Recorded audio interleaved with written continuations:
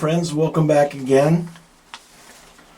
Today I'm going to be showing you another way that I approach songwriting by using a JamMan stereo looper phaser sampler. This is a good way to play back your music so that you can get the feel of the song that you're trying to play without having to record it first.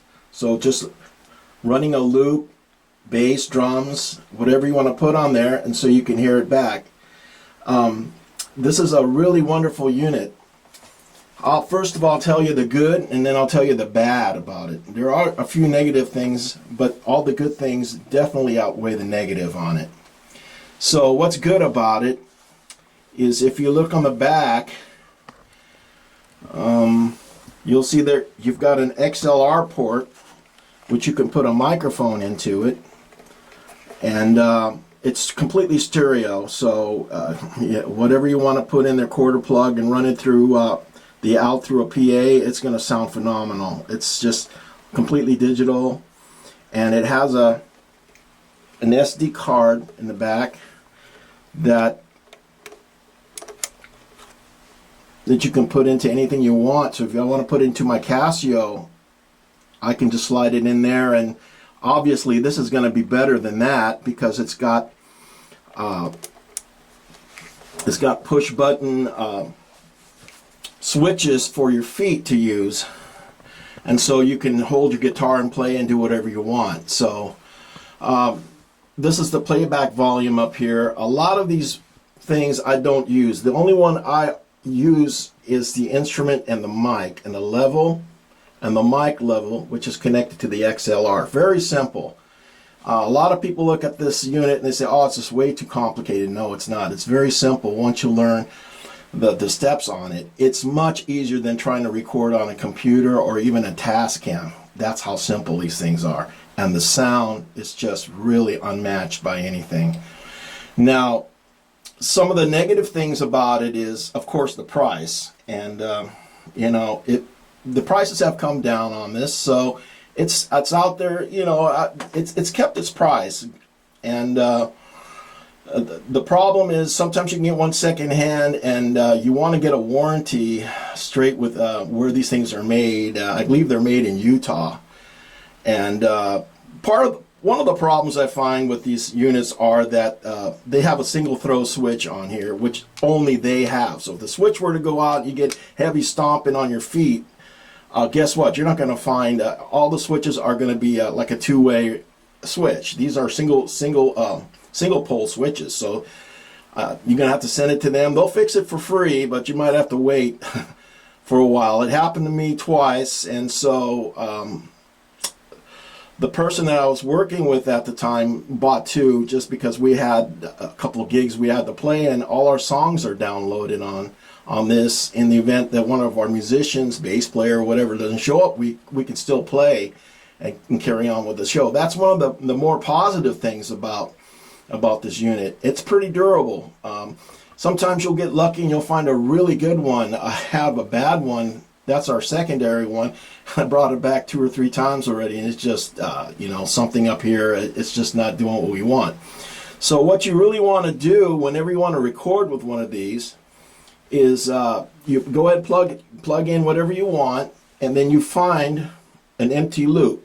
So on a card, so right here, 25, as you can see, it says card memory. That means it's empty. There's nothing there. So if you want to record something, all you have to do is press the record button, and it will record. So if I were to, let's say, just take my guitar here, and just for the simple, just to show you how it's done, you can see the signal coming through here, and you can bring it up with the mic level. You don't want it to go into the red. I usually keep it about there, and then you press record. And now it's recording, or it should be recording. Yeah, it's recording. So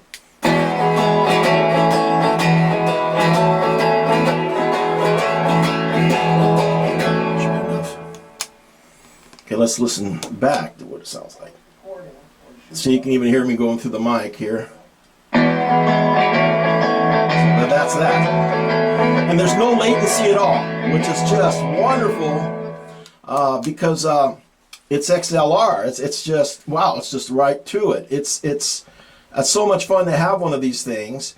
And so if you want to overdub on it, all you do is go here and press the overdub button. So let's see here. And you'll see the orange light going on. It means you're overdubbing now.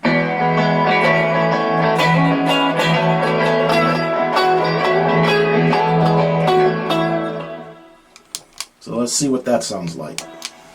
Now it's recording, the orange light going on. Yeah, it means you're overdubbing.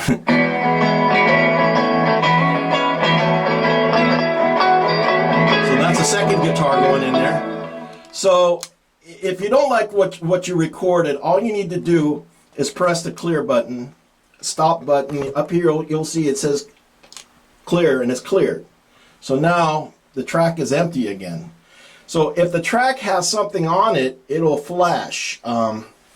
So for example, on 23 I have something pre-recorded. See, it's flashing, and then it should stop, and then it tells you it's loaded up or it's ready to be overdubbed with. So there it goes. So let's listen to what that sounds like.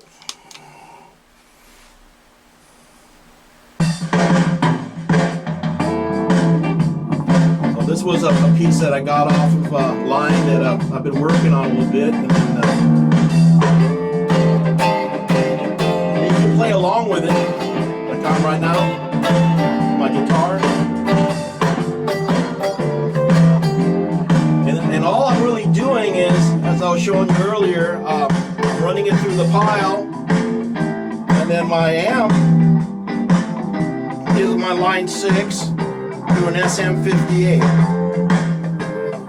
And we'll turn that off.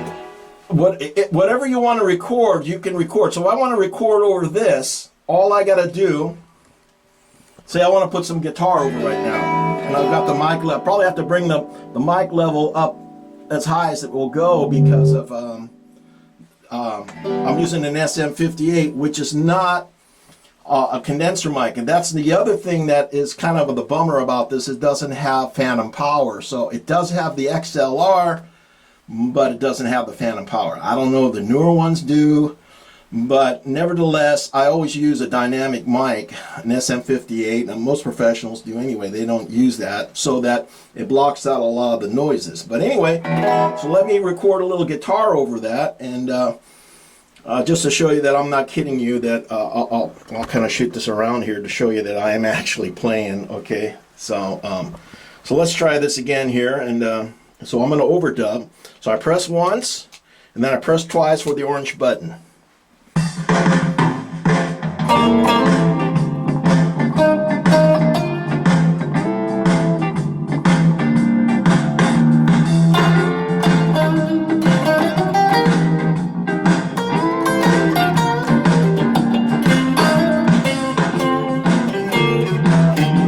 So you can see that I'm playing, okay? So let's turn it off, and let's get a listen here.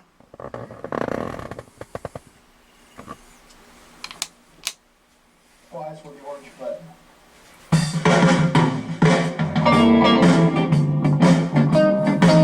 See how nice that sounds? I mean, my guitar playing is really bad because I'm just demoing now. But the sound quality is really phenomenal. I mean, I look at the price of some of these computer programs, and I hate to say that this thing really kicks. It kicks just as good as that does now. There are drawbacks, like I said. There's no power switch for this. That's another kind of, I mean, it's not a big deal, but it'd be nice if they had an on and off switch. It's what this basically is. It's just a little computer that will record loops, and you can play them back. So you're, if you want to play for an open mic night, bring one of these, and bring a little pile like this. I think I paid $20 for that. It was beat up, but I fixed it. I usually fix stuff that's broken. I got that as a pawn shop prize, And it works fine for open mic, and I could put a microphone on this thing and play back loops. Now, the other thing that you got to be really careful of, and I did this many times, is you got to save your work. So you have a switch up here. It says store, delete. If you look at the 24, it'll flash until it stops, and it'll go into like a couple of letters. Let's see. Sometimes it takes a while because I've got a lot on this card here, a lot of memory. So if it's doing that, that means it's pretty much full. So you just want to kind of exit, and then let's see. Sometimes it takes 1 or 2 trips on this, and I guess it's not. Oh, there it goes. So when it says that, it means it's storing it. So ST stands for store, but sometimes you have a lot of, I have a lot of, the hard drive, it's got like 30 minutes on it with just basic loops and stuff that, you know, to me is I don't use them. So there it goes. So now it's locked in. So what this does is, if I were to turn the power off, it's going to stay in the memory. If I don't do that prior to it, you lose it. So that's the other thing that you got to kind of be aware of. And then it's got some things that I really just don't even think you will ever really need. One of them is like this rhythm. It has this kind of weird kind of rhythm thing going on with it that, well, let me see if I can get it going here. Well, you don't want to use that. There's a switch that all it does is it's like a metronome. I think, let me try another. Let's try here. Let's see if I can get this thing going here. Yeah, see this? That's real bogus. I don't know what the heck that is, but anyway. You don't need it. And so you can clear it out by just, like I said, holding the clear button down here. It'll clear it out. And then you can see up here, it'll say clear, see, and it's gone. So it only takes back the track that you previously had put in. It won't erase the whole track if you say clear.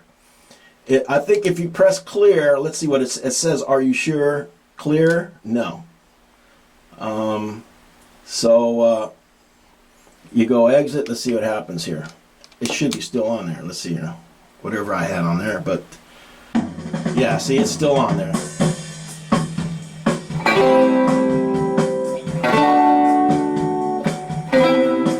Usually I just use this machine for drum tracks as part of my writing a song. So this is actually a part of how I write a song segment that I had started earlier on a previous video. So yeah, guys, if you have any questions, let me know. I'm trying to keep this thing kind of short for you guys. A lot of you people might not be interested in a looper, but definitely check out the Digitech Stereo JamMan.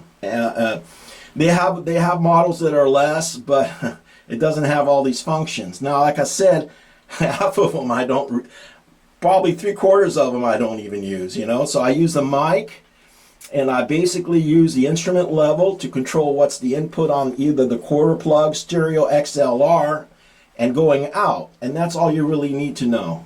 And again, thank you very much for watching this video.